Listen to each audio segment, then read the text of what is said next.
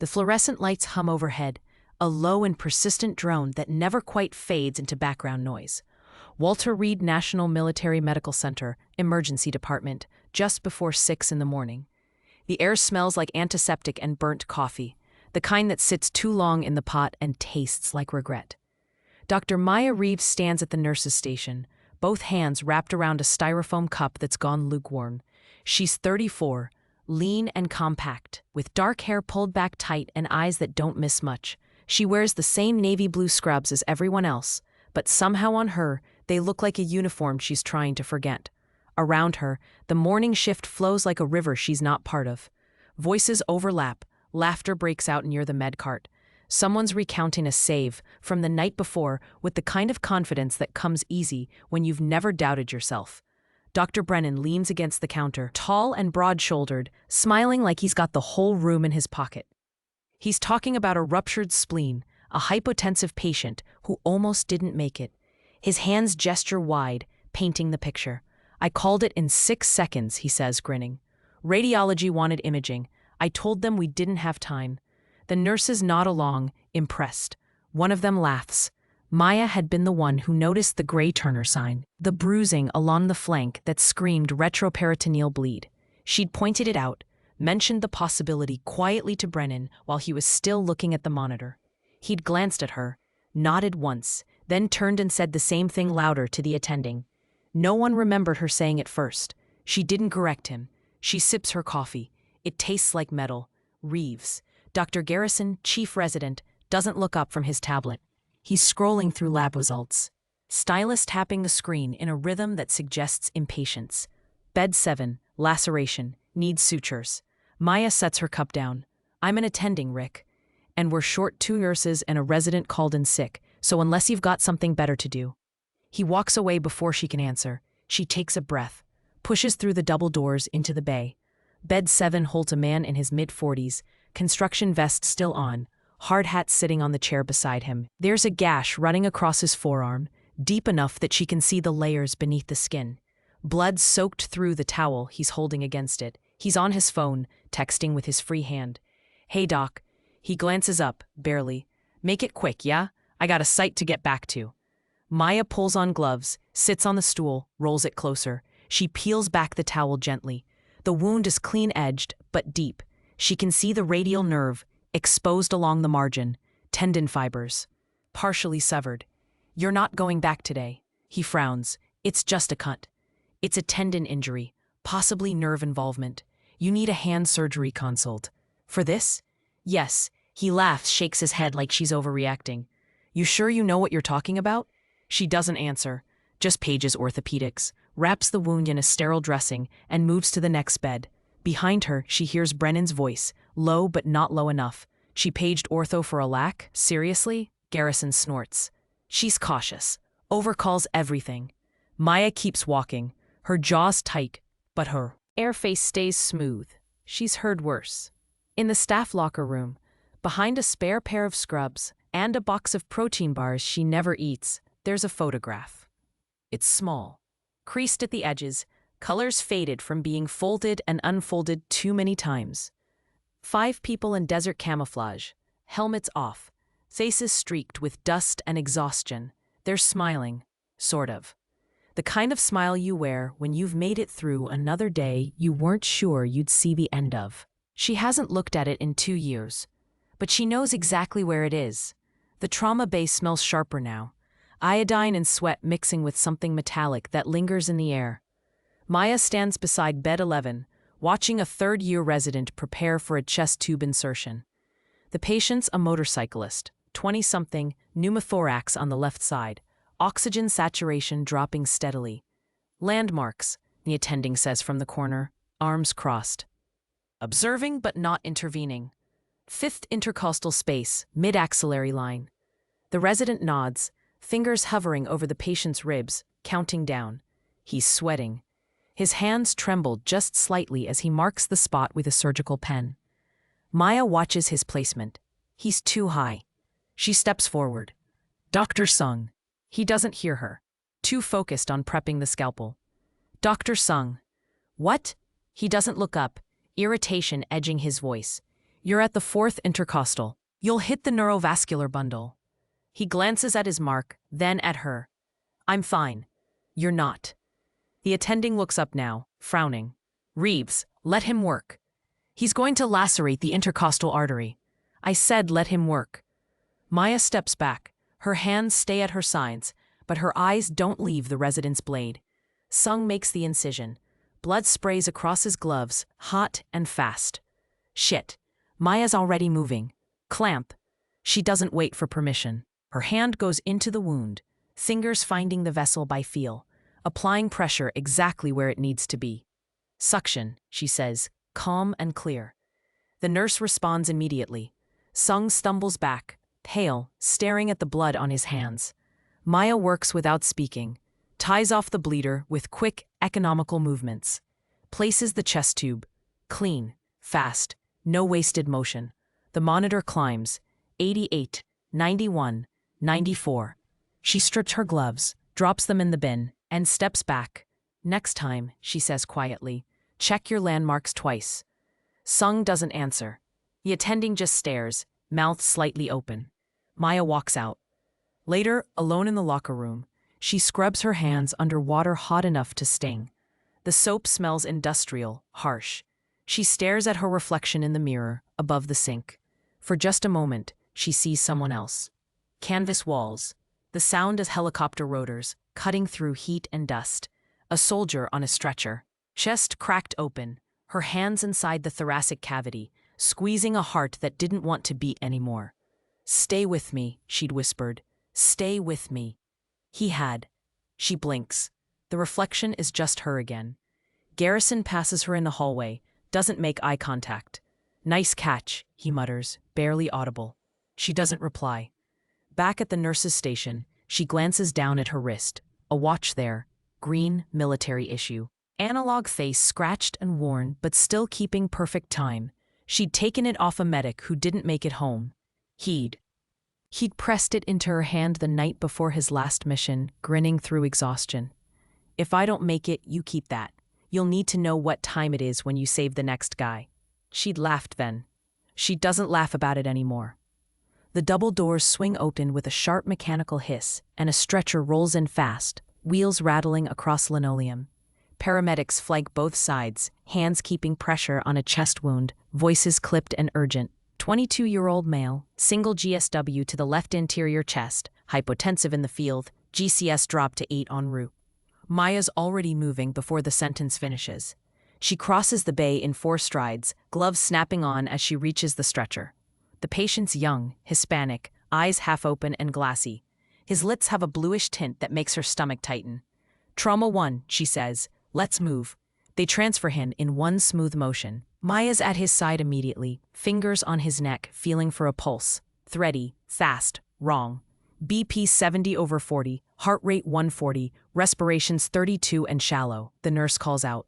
Maya rips open his shirt. The entry wound sits just below his left nipple, 4th intercostal space, blood pooling dark and steady beneath the field dressing. Breath sounds? The resident presses his stethoscope to the patient's chest, listens. Absent on the left.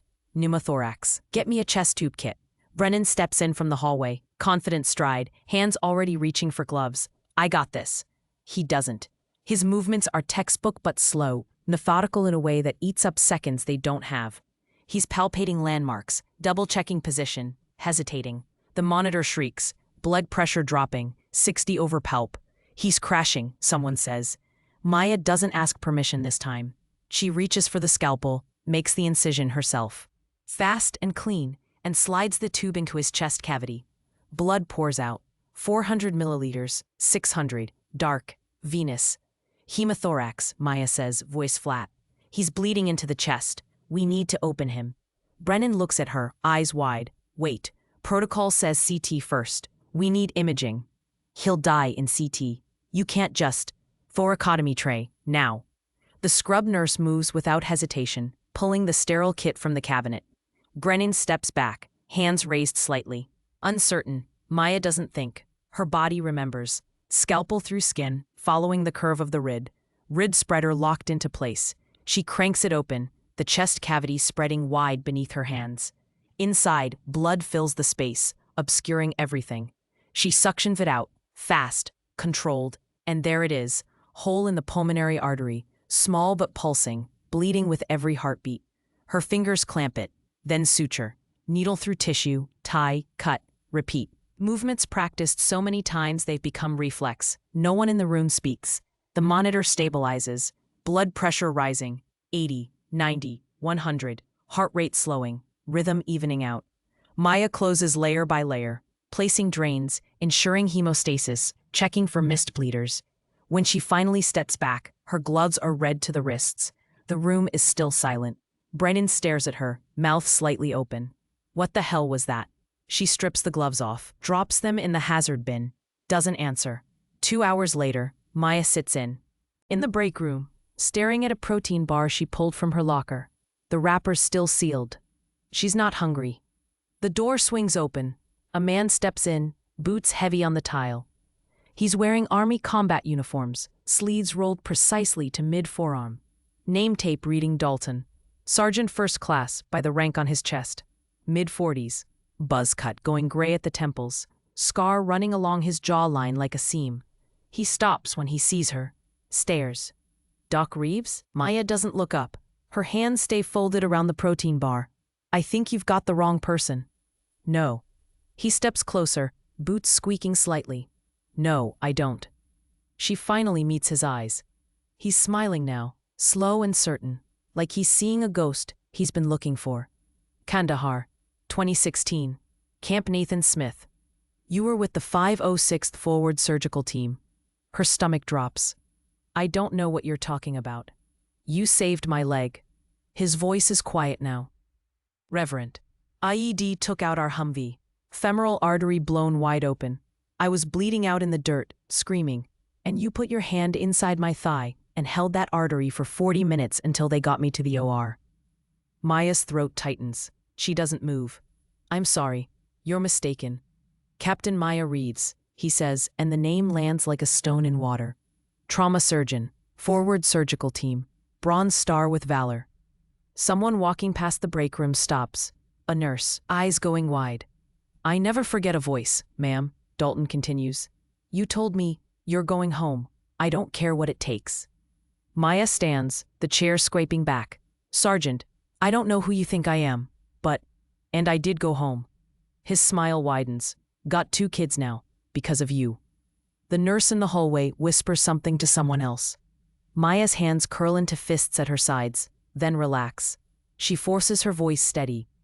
I'm glad you're doing well, but you've got the wrong person. Dalton shakes his head slowly. No, ma'am, I really don't. He snaps to attention, salutes. The nurse gasps softly. Maya's face stays blank, but something flickers behind her eyes, something old and buried and sharp. She turns and walks out without another word. Behind her, Dalton lowers his hand. The nurse pulls out her phone. By lunch, half the emergency department knows. By dinner, everyone does. Maya Reeves, captain, surgeon, combat veteran. The whispers follow her down every hallway. She keeps her head down and keeps working. But she knows. It's already too late to go back to being invisible. In the supply closet, restocking suture kits, she pauses. Her hands remember the weight of a rifle, the heat of desert sun, the taste of dust in her mouth. She closes her eyes, breathes, opens them again, gets back to work. The overhead PA crackles to life, static breaking through the steady hum of the department. Mass casualty alert, multiple trauma inbound, convoy incident, 8 patients, ETA 3 minutes. The emergency department shifts instantly. Voices rise, chairs scrape back, people move in different directions at once. There's urgency but no coordination. Everyone reacting instead of responding. Maya stands near the central desk, watching the chaos unfold. Brennan's shouting orders to a nurse, who's already walking away. Garrison's on the phone with the OR, but he's repeating himself, not getting confirmation. 2 residents collide near. Are the supply cart, apologizing, scrambling. No one's taken command. Maya steps into the center of the bay. Listen. Her voice isn't loud, but it cuts clean through the noise. Everyone stops. She doesn't wait for acknowledgement. Brennan, you take trauma 1. Sung, trauma team. Garrison, your triage. Coordinate intake and prioritize. Nurses, prep for hemorrhage control and rapid transfusion. Have ONEG staged and ready. Respiratory, get vents on standby. Move. For a moment, no one does. Then Brennan nods. They move. The ambulances arrive in a convoy of flashing lights and diesel exhaust. Doors slam open, gurneys roll out, paramedics rattling off vitals in overlapping bursts. Blast injuries, multiple penetrating trauma. Unconscious, GCS-3. Amputation, left leg below the knee, tourniquet applied. Maya moves between them like water, her eyes scanning, assessing, deciding. She points to the first gurney. Trauma 1. Tension pneumo. Needle decompress now. Then tube. Second gurney. Trauma 2. Abdominal evisceration. OR immediately. Call surgery. Third. Resus bay. Fluids wide open. Monitor closely. He's stable for now. Fourth. A young soldier, pale, bleeding from the abdomen. Eyes open but unfocused. She checks his pulse. Thready, weak, peritoneal signs. Trauma 3. Possible hollow viscous injury. Get an ultrasound. She keeps moving. No hesitation. No second guessing. Fifth gurney. Older man. Severe facial trauma. Airway compromised. She can hear the stridor from 3 feet away. Get me a cric kit. I need to secure this airway. The nurse hands it over. Maya preps the neck in seconds, palpates landmarks, makes the incision. Inserts the tube. The stridor stops. The monitor beeps steadily. She moves to the next. Sixth patient. Unresponsive. No pulse. Pupils fixed and dilated. She checks the tourniquet time, written on his forehead in black marker. 4 hours. She places her hand on his chest for a moment, then moves on. The bay is a blur of motion and sound. Alarms. Voices. The hiss of oxygen and the clatter of instruments on metal trays. Maya is everywhere at once. Directing. Correcting. Stabilizing. Brennan calls out from Trauma 1. I need help here. Pressure's dropping. Maya's at his side in seconds. Looks at the monitor. Looks at the patient. He's got a tension pneumo on the right. You missed it. I decompress the left. He's got bilateral injuries. Needle decompress. Right second intercostal. Mid-clavicular line. Now. Brennan does it. The patient's oxygen saturation climbs. Maya's already moving to the next bed. Sung's struggling with a chest tube placement. Hands shaking. Can't find the landmark. Maya steps in. Guides his hand. Feel the rib. Follow it posterior. There. Now go. He does. The tube slides in. Drainage immediate. She's gone before he can thank her. Garrison's at the triage desk, trying to coordinate OR availability. But he's overwhelmed, losing track. Maya leans over his shoulder. Send the evisceration first. Then the hollow viscous. The leg amp can wait 30 minutes. Prioritize by blood loss, not by drama. He nods, adjusts the board. The chaos begins to settle into rhythm. Then the doors open again. Boots. Heavy, precise, a cadence that doesn't belong in a hospital. A 2-star general steps into the trauma bay, uniform pressed sharp despite the hour, jaw set, eyes hard. He's flanked by 2 aides in dress.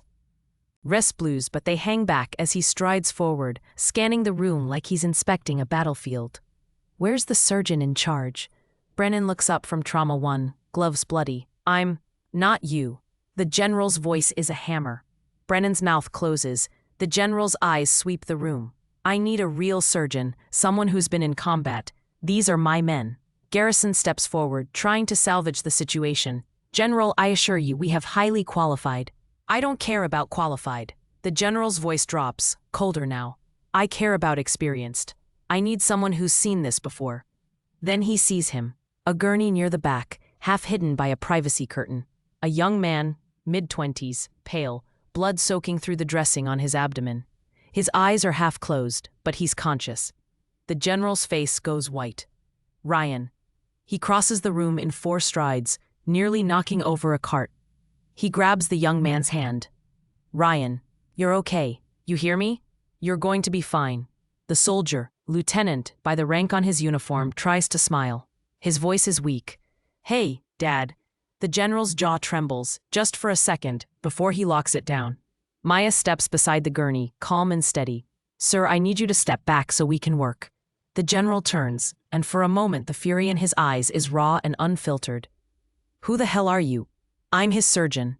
He looks her up and down, taking in the scrubs. The absence of rank, the blood on her sleeves. You're a civilian. I'm a trauma surgeon. You ever treated combat injuries? Yes. His eyes narrow. Where? Kandahar, Helmand Province, Mosul. The general goes still. Name. Reeves. The air in the trauma bay shifts. The general stares at her, recognition dawning slow and certain. Captain Maya Reeves? She doesn't answer. On the gurney, Lieutenant Ryan Calloway's eyes widen. He tries to sit up, winces, but his right hand moves, slowly. Trembling with effort, up to his forehead. A salute. Ma'am. The trauma bay goes completely silent. Every head turns. The general stares at his son, then at Maya. Then, without a word, he steps back and raises his hand to his brow. Salutes. Maya's throat tightens. Her face stays composed, but something flickers in her eyes, something she's kept buried for years. She returns the salute, then drops her hand and turns to the gurney.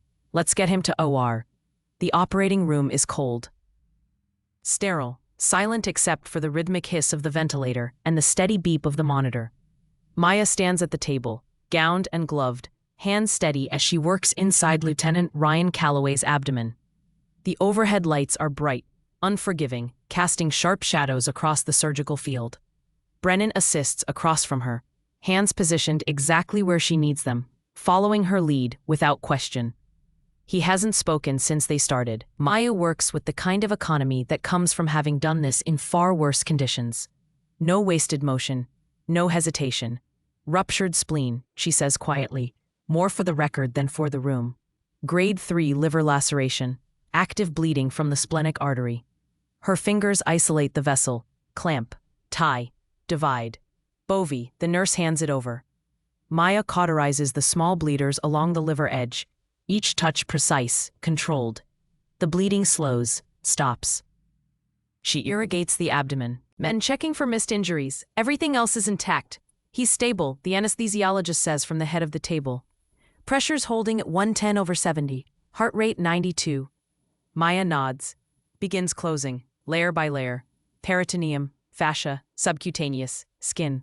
When she ties off the last suture, she steps back, strips her gloves, and drops them in the bin. He'll need ICU monitoring. Watch for post-op bleeding and compartment syndrome. Brennan nods. I'll stay with him. Maya looks at him for a moment, then nods back. She walks out. The hallway outside the OR is quieter, dimmer. Fluorescent lights hum overhead. Her boots squeak slightly on the polished floor. The general is waiting. He stands when he sees her, shoulders square, hands clasped behind his back. He's removed his cap. There are lines around his eyes she hadn't noticed before, deep and worn. How is he? Stable. The spleen was ruptured, liver lacerated. We controlled the bleeding. He'll recover fully. The general exhales, and for the first time since he walked into the trauma bay, his shoulders drop. Thank you. Maya nods once. They stand in silence for a moment. The general studies her, eyes sharp and assessing. I thought you were dead. She doesn't respond. After Mosul, he continues, voice low. After the convoy ambush, we lost contact with your team for 72 hours. You were declared KIA. I wasn't. Then you vanished. She looks away, down the hallway where nurses move quietly between rooms. I didn't vanish. I left. Why? The question hangs in the air, heavy and unavoidable. Maya's jaw tightens. She doesn't answer right away. The general waits. Finally, she speaks, and her voice is quieter than before, stripped of the confidence that carried her through the surgery. Because I couldn't save them all. The general's expression doesn't change, but something shifts in his eyes. No one could have. I was supposed to. You saved 15 soldiers that day, Captain. 15 men who wouldn't have made it without you. I lost 6. Her voice cracks just slightly, and she hates herself for it. The general steps closer, voice firm, but not unkind. You saved 15. Maya closes her eyes. The hallway disappears. She's back in the tent. Canvas walls flapping in the wind. The smell of blood and diesel fuel. The sound of mortars in the distance, close enough to feel in her chest. A kid on the table in front of her. 19 years old, shrapnel through the chest. She's got her hands inside his thoracic cavity, squeezing his heart, trying to make it beat. He looks up at her, eyes wide and terrified. Is my mom going to be proud of me? She swallows, forces a smile. Yes, she's going to be so proud. He smiles back. Then his pupils dilate, and he's gone. Maya opens her eyes. The hallway is back. The general is still standing in front of her. I held his hand while he died, she says, voice barely above a whisper. 19 years old. He asked me if his mom would be proud. Her hands curl into fists at her sides. I told him yes. Then he stopped breathing. The general says nothing. I couldn't go back after that, Maya continues. I couldn't stand in that tent and lose one more. So I didn't. So you came here. So I came here. The general nods slowly, understanding settling into the lines of his face. And I'll treat you like you're nothing. Maya almost smiles. It's bitter and small. I prefer it. Bullshit. She looks at him sharply. You don't get to hide anymore, Captain. His voice is steady, certain. Not after today. I'm not hiding. Yes, you are. He steps closer. You're one of the best trauma surgeons I've ever seen. You just saved my son's life. And you've been letting people treat you like you're lucky to be here. Maya's throat tightens. I didn't come here to be respected for what I did overseas. I came here to be a doctor. You are a doctor. Then let me be one. The general holds her gaze for a long moment. Then he nods. Fair enough. He extends his hand. Maya hesitates, then takes it. His grip is firm, steady. Thank you, Captain. Doctor, she corrects quietly. He smiles, just slightly. Doctor. He releases her hand, picks up his cap, and turns toward the ICU. Maya watches him go. Then she turns and walks back toward the emergency department. The hallways feel different now. People look at her as she passes. Nurses, residents, attendings. No one speaks, but the recognition is there. She can feel it in the weight of their eyes. By the time she reaches the break room, her hands are shaking. She sits down, leans forward, elbows on her knees, and breathes. In, out, in, out. The door opens. Brennan steps in, still in his scrubs, surgical cap pulled off and crumpled in one hand. He doesn't say anything at first, just stands there, looking at her. Finally, he speaks. I owe you the apology. Maya doesn't look up. You don't. I do. He sits down across from her. I've been an ass, to you, for months. You've been a doctor. I've been an ass. She finally meets his eyes. He looks tired, genuine. Why didn't you say anything, he asks. About your background, about what you did. Would it have mattered? He's quiet for a moment, then nods. Yeah, it would've. Maya shakes her head. I didn't come here to be respected for what I did in a war zone. I came here to do the work. You've been doing the work. Better than any of us. She doesn't respond. Brennan leans back, exhales. For what it's worth, I'm sorry. Maya looks at him for a long moment, then nods. Okay. He stands, hesitates, then extends his hand. She takes it. They shake. And for the first time in months, something in the room feels different. The next morning arrives cold and gray, rain tapping against the windows of the emergency department. Maya stands at the nurse's station, reviewing labs on a tablet, coffee steaming beside her. The department feels different. Quieter, maybe. Or just more aware. People glance at her as they pass. Some nod. Others look away quickly, like they've been caught staring. Word traveled fast. By midnight, everyone knew. By morning, the story had grown legs. Captain Maya Reeves, Bronze Star recipient. Forward surgical team, 15 saves in a single engagement. Declared dead and then gone silent for years. She'd heard the whispers in the hallway, felt the weight of eyes on her back. She keeps her head down and works. Garrison approaches, tablet in hand, looking uncomfortable. Morning. Morning. He shifts his weight, clears his throat. Listen, about yesterday, and the past few months. I should have... It's fine, Rick. It's not. She looks up at him. He meets her eyes, and there's something genuine there, something that wasn't present before. You've been carrying this place, he says quietly, and I've been treating you like an intern. That's on me. Maya sets the tablet down. I didn't come here for recognition. I know, but you deserved respect, and I didn't give it.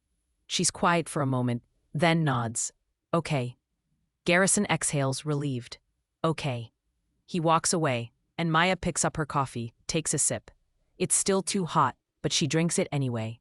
The PA crackles. Dr. Reeves to the chief's office. Dr. Reeves. Reeves to the chief's office.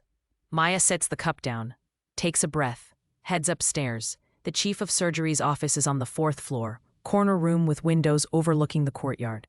Dr. Victor Harmon sits behind a broad oak desk, silver-haired and sharp-eyed, reading glasses perched on his nose. He looks up when she enters. Close the door. She does. He gestures to the chair across from him. Sit. She sits. Harmon leans back, studying her for a long moment. You've been here 18 months. Yes, sir. And in that time, you've had the lowest complication rate in the department, highest patient satisfaction scores, fastest response times. Maya doesn't respond. And yet, Harmon continues, you've been essentially invisible. By choice, I assume. I prefer to focus on the work. Clearly. He folds his hands on the desk. I didn't know about your background, your service record, until yesterday. It wasn't relevant. It's extraordinarily relevant. His voice sharpens slightly. You're one of the most experienced trauma surgeons in the country, and you've been letting residents delegate suture kits to you. Maya's jaw tightens, but she says nothing. Harmon leans forward. I want to offer you a position, director of the Trauma Fellowship Program. She blinks. You'd oversee training for the next generation of trauma surgeons, curriculum development, clinical education, simulation. You'd have full authority over the program. Maya stares at him. Why? Because you know what matters. Not just the technique, the mentality, the discipline. How to stay calm when everything's falling apart. He pauses. We can teach skills. We can't teach that. Maya looks down at her hands. They're steady now. No tremor, no hesitation. But she remembers when they weren't. I need time to think about it. Harmon nods. Take the time you need. But Maya. He uses her first name deliberately. Don't hide anymore. The people here need to see what real competence looks like. She stands. I'll let you know. She walks out, closing the door quietly behind her. In the hallway, she stops, leans against the wall, breathes. A week passes. Maya keeps working, keeps her head down, but things have shifted. Brennan asks her opinion during rounds now. Garrison defers to her judgment in triage. The residents watch her more carefully, mimicking her movements, her cadence. She doesn't acknowledge it, but she notices. One afternoon, she's restocking a trauma bay when a voice calls from behind her. Doc Reeves. She turns. Sergeant Dalton stands in the doorway, wearing civvies this time. Jeans, a flannel shirt, boots. He's holding a coffee in each hand.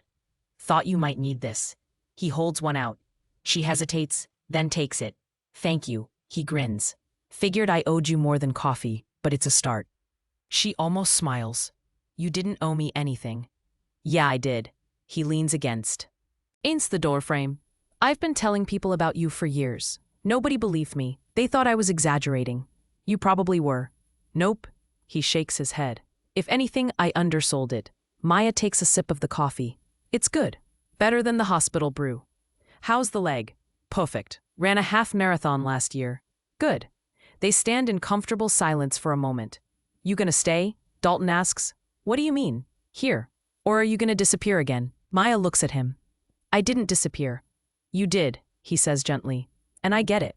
But the thing is, Doc, people need to know you exist. Not for you. For them.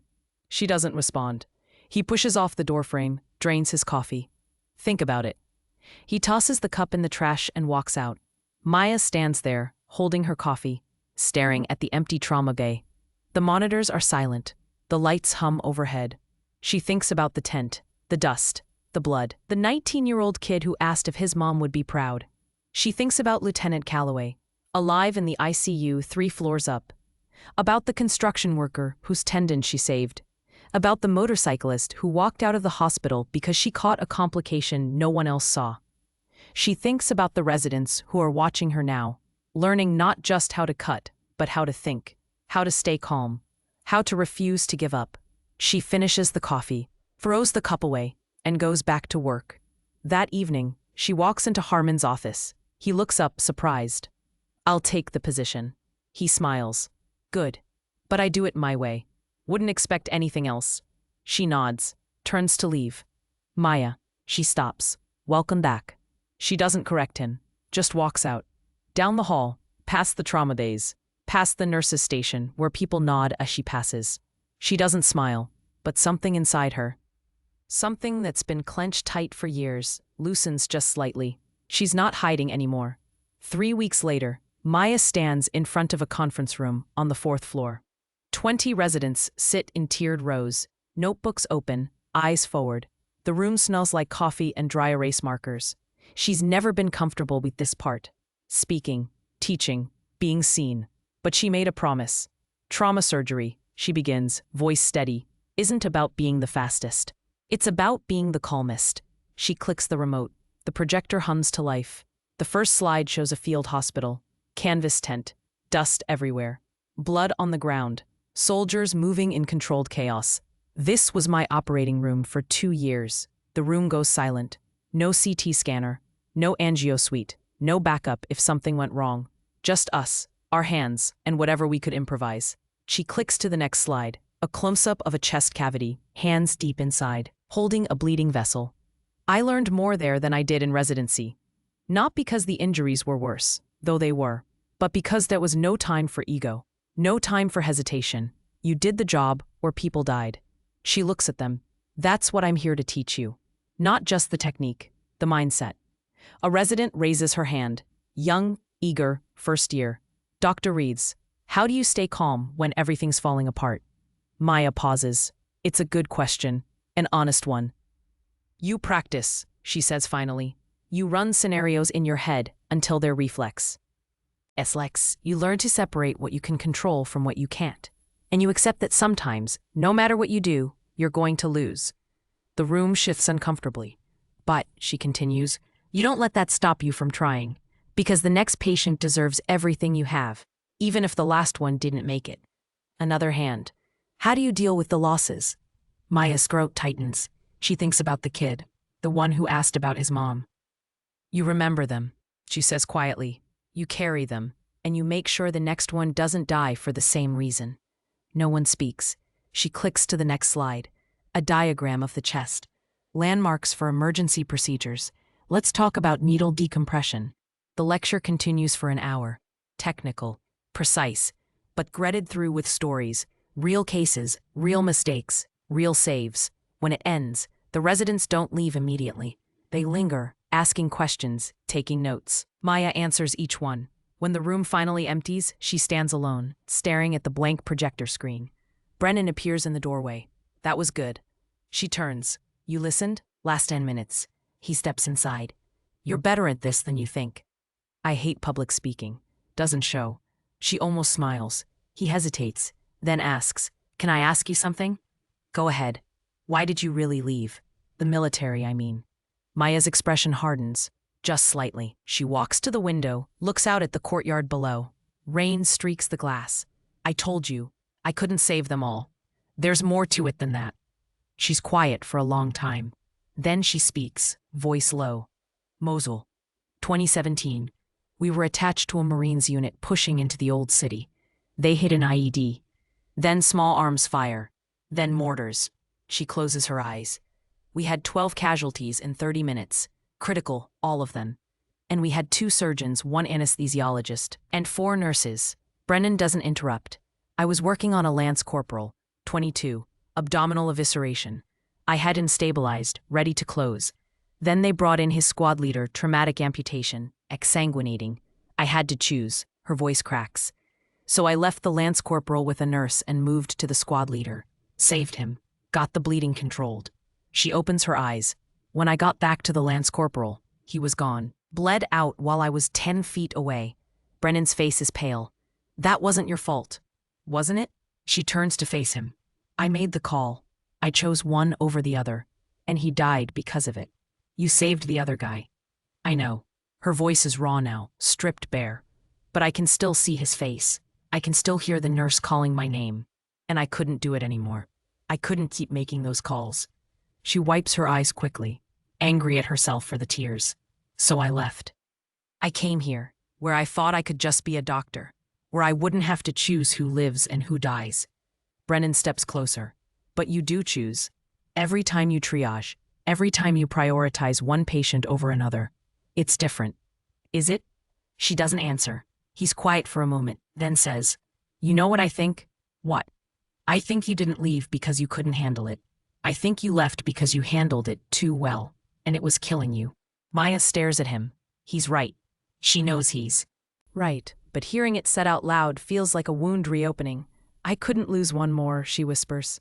I know. I couldn't. But you didn't stop being a surgeon. You just changed the battlefield. She looks at him, tears still wet on her cheeks, and you're still saving people, he continues. Every day. You just don't have to do it alone anymore. Maya's breath hitches. For the first time in years, something inside her breaks. Not violently, not destructively, just breaks open. She sits down in one of the chairs, head in her hands. Brennan sits beside her, doesn't say anything, just sits. After a long time, she lifts her head. I don't know how to stop carrying them. You don't, Brennan says simply. You just learn to carry them differently. She looks at him. How? By teaching the next generation not to make the same mistakes. By building something that lasts longer than one surgery. She's quiet, then nods. They sit in silence for a while. Finally, Maya stands. Thank you. For what? For listening. Brennan nods. She walks to the door, pauses. Brennan? Yeah. I'm glad you're here. He smiles. Me too. She walks out into the hallway. The hospital hums around her. Voices, machines, footsteps. She heads back down to the emergency department. There's work to do. And for the first time in a long time, she feels like she's exactly where she's supposed to be. Not hiding, not running, just here. In her locker, the photograph is still there. 5 faces, dust, exhaustion, hope. She takes it out, looks at it for a long moment. Then carefully, she tapes it to the inside of her locker door, where she can see it every day. A reminder, not of what she lost, but of why she keeps going. 2 months pass. The emergency department transforms in ways both visible and invisible. The changes start small, a shift in tone during morning rounds, residents asking more questions, attendings pausing before dismissing an opinion. Maya notices it in the way people move around her now. Not with deference, exactly, with respect. She's in Trauma 1 when Garrison approaches, tablet in hand. Got a second? She glances up from the sutures she's placing. What do you need? I wanted to run the new triage protocol by you, the one you suggested. She finishes the stitch, ties it off. Go ahead. He pulls up the document, shows her the flowchart. We're implementing it next week. I added a section on pediatric modifications based on your notes. Maya studies it, nods. This is good. Clear decision tree. Easy to follow under pressure. That was the goal. He pauses. I'm putting your name on it, as lead author. You wrote it. You designed it. She looks at him. He's serious. Okay. He smiles, relieved. Okay. He walks away, and Maya strips off her gloves. Brennan appears beside her. You're changing this place. I'm just doing my job. No, he says. You're doing more than that. She doesn't argue. That afternoon, she's reviewing x-rays when a nurse approaches. Dr. Reeves, someone's here to see you. Maya looks up. Who? He said his name is Calloway. She sets the tablet down. Lieutenant Ryan Calloway stands in the waiting area, wearing civilian clothes, jeans, a button-down shirt, boots. He looks healthy, color in his face, standing straight. He sees her and smiles. Doc. Lieutenant. She crosses to him. You're looking well, feeling well. Thanks to you. She shakes her head. You did the hard part. Recovery's all you. Maybe. He shifts his weight. I wanted to thank you, properly, without the whole bleeding out thing. She almost smiles. You already did. I saluted you while I was half-conscious. That doesn't count. It counted. He grins. Then his expression turns serious. My dad told me what you did, not just for me, for all of us. Overseas. Maya's throat tightens. He also told me you disappeared afterward, that you've been hiding. I wasn't hiding. Respectfully, ma'am, you were. She doesn't argue. He steps closer, voice quieter now. I've been talking to some of the guys, the ones who were there that day. We want to do something, a recognition ceremony, properly honor what you did. No. Doc. I said no. Her voice is firm. I didn't do it for recognition. I did it because it was my job. And you did it better than anyone else could have. That's not the point. Ryan studies her, then nods slowly. Okay. No ceremony. He pauses. But at least let me buy you coffee. As a civilian, not a patient.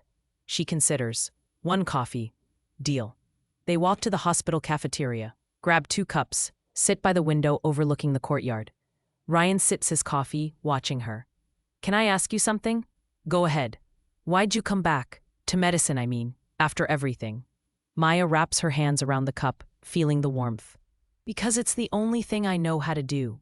That's not true. She looks at him. You could have done anything, he says. But you came back. Why? She's quiet for a long time. Then she says, because I wasn't finished. Finished with what? Saving people. He nods slowly, understanding. My dad said you lost some. Over there. I did. He said you carry them. That it's why you left. She doesn't respond. But you came back anyway. I had to. Why? She meets his eyes. Because the ones I saved deserved someone who wouldn't quit, and the ones I lost deserved someone who'd keep trying. Ryan's quiet. Then he raises his coffee cup. To not quitting. Maya hesitates, then raises hers. To not quitting. They drink. The next week, Maya's sitting in her office, small, windowless, but hers, when there's a knock. Come in. The door opens. Sung steps inside, looking nervous. Dr. Reeves, do you have a minute? Sit. He does, hands clasped in his lap. I wanted to apologize. For the chest tube, and for everything after. Maya leans back. You already apologized. I know. But I don't think I really understood what I was apologizing for. She waits. I was arrogant, he says. I thought I knew better, and I almost killed someone because of it. But you didn't. Because you stopped me. That's what attending physicians do. Not like you. He looks up. You didn't yell. You didn't embarrass me. You just fixed it and moved on. Maya shrugs. Yelling doesn't teach anything. Most attendings don't see it that way. I'm not most attendings. He smiles slightly. No, you're not. He stands. I just wanted you to know. I'm paying attention now to how you work, how you think. I want to be that kind of doctor. Maya nods. Then keep showing up, keep learning, and don't let your ego get in the way of your judgment. Yes, ma'am. He leaves. Maya sits alone in the quiet office, staring at the wall. On her desk, there's a framed photo now, the one from her locker. 5 faces, dust, hope. She looks at it every day, a reminder of where she's been and why she's still here. That evening, she's walking through the trauma bay when she sees it.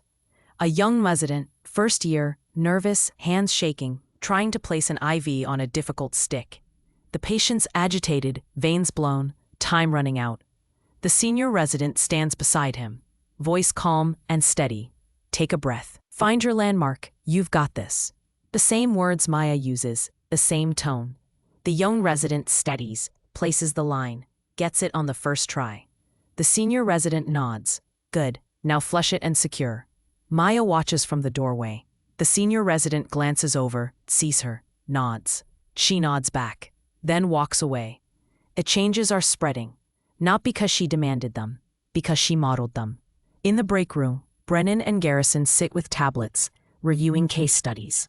Reeves would have caught this, Brennan says, pointing at a scan. Look at the spleen. There's free fluid. Garrison leans closer. You're right. How'd we miss that? Because we weren't looking the way she does. They make a note, adjust the protocol. Maya walks past, doesn't stop, but hears them. She keeps walking. Later that night, alone in her office, she opens her email. There's a message from Dr. Harmon. Subject, program update. She clicks it. Dr. Reeves. Wanted to update you on fellowship applications. We've received twice as many as last year. When asked why they're applying here, most cite the new training philosophy and your leadership. You're building something that will outlast all of us. Well done. VH. Maya reads it twice, then closes the laptop, sits back, breathes.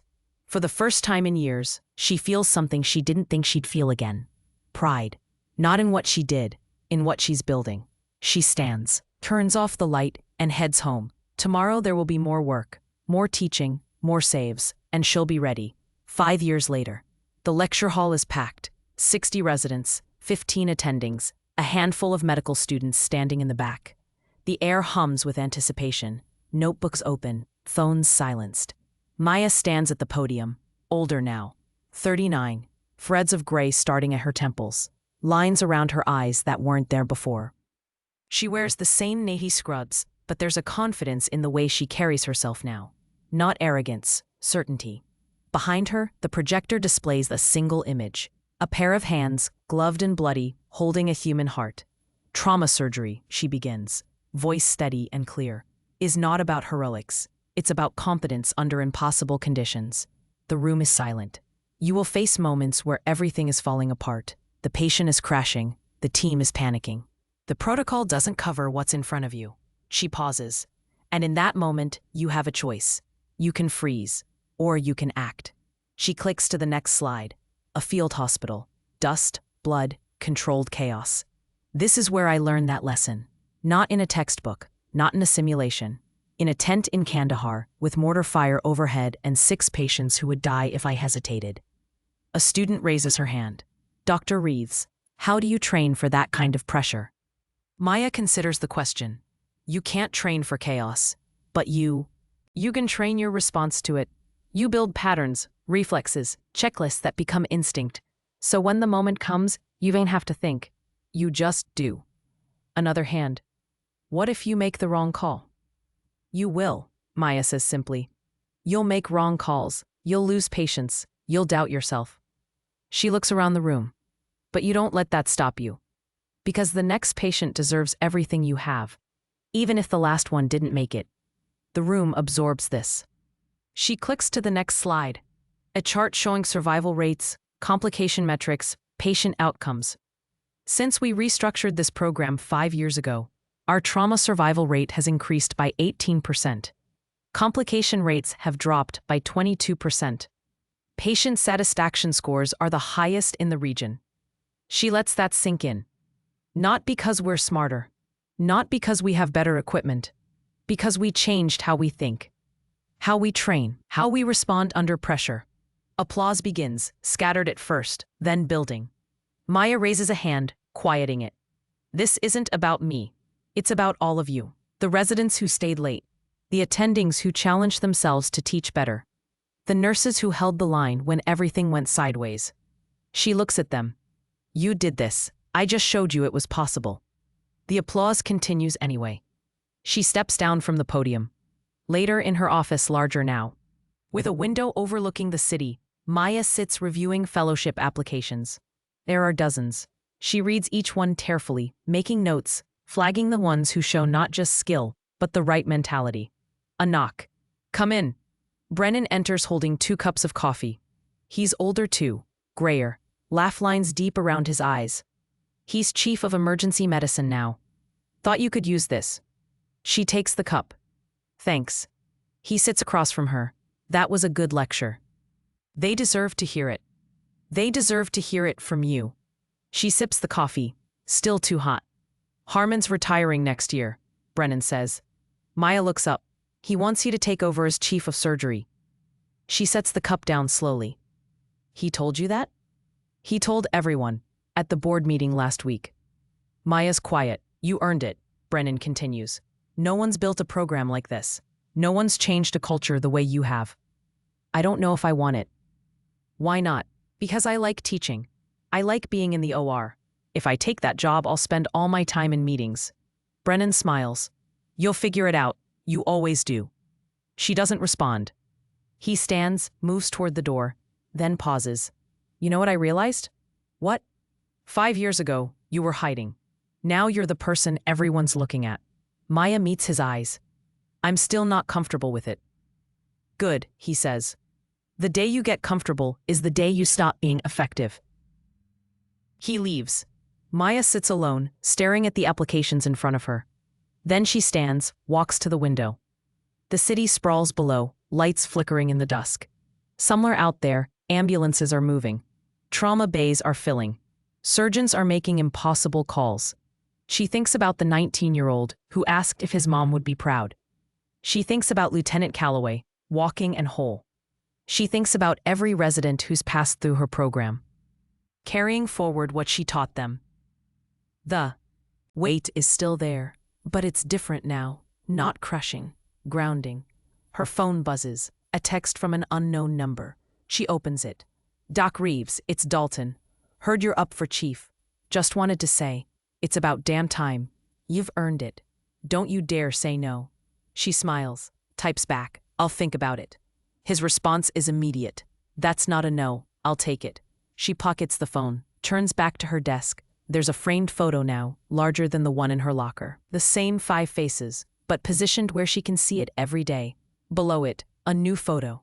Her first class of fellows, 10 bright faces, exhausted and proud, standing in front of the trauma bay. She'd trained every one of them. And every one of them had gone on to lead programs of their own. The legacy wasn't in what she'd done, it was in what they were doing now.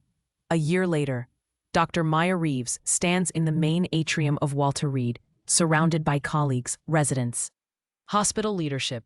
There's a small podium, a microphone, a plaque being unveiled. She didn't want this, but Harmon insisted. The plaque reads, "The Captain Maya Reeves Center for Trauma Excellence, dedicated to those who serve, those who teach, and those who refuse to give up." She stares at it, throat tight. Harmon speaks into the microphone, voice strong despite his age.